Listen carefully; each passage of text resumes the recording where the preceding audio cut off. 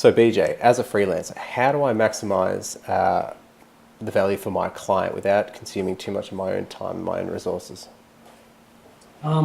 This comes a little bit with experience.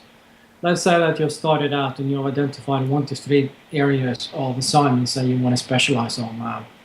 As a freelancer, if you're making websites, for instance, you might decide to specialize on landing pages. As a writer, you might decide to specialize on articles, so research papers.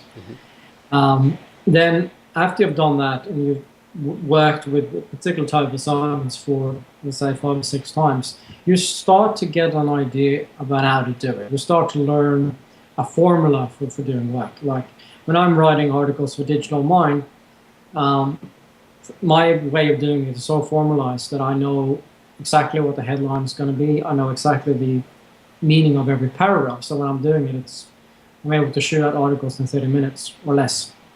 And for a lot of people, that might sound difficult to do, but it's very simple because I have systemized the way that I'm thinking to a point where it almost goes like a pyramid. You start with the point of what it is that you're doing, and then you fill in elements. So it's almost like for me with the way that I'm writing that I'm almost copying the same way. It's like I'm building the same block in the same construction. The only thing that is different is the content of it. So if you're extremely efficient, are you essentially shooting yourself in the foot if you can do 2 hours worth of work in half an hour and therefore only get paid for half an hour's worth of work?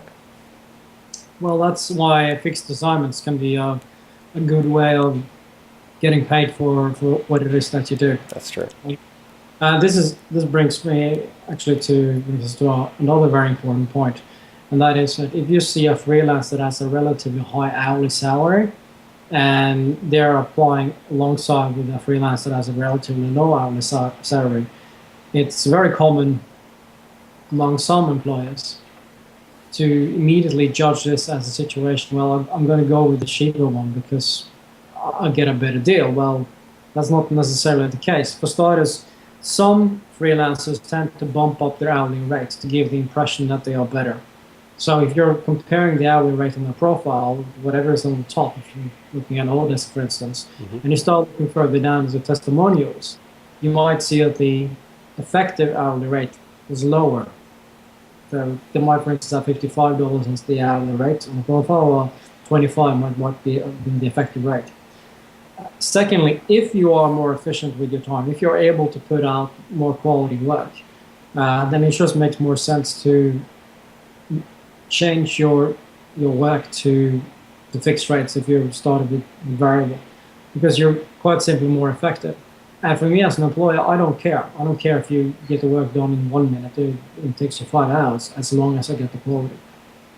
Yeah, that makes intuitive sense. So essentially what you're saying is try and systemize as much as you can, and this is something that really comes with experience. Is that right? I mean, there are some examples like conversion optimizations experts that are able to charge like $150 for things that might seem exceptionally small. It might take them just a couple of minutes to say, well, change that headline or change that graphic.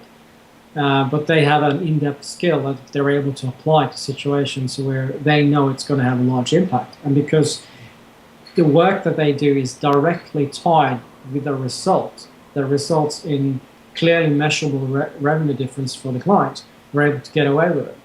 So, I mean, if you're a freelancer that is wondering about, well, what can I do to make more money, then that's basically the answer to your question.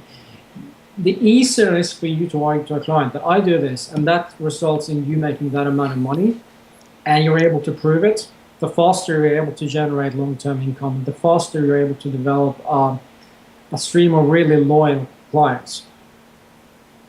Cool. Thanks for that, BJ.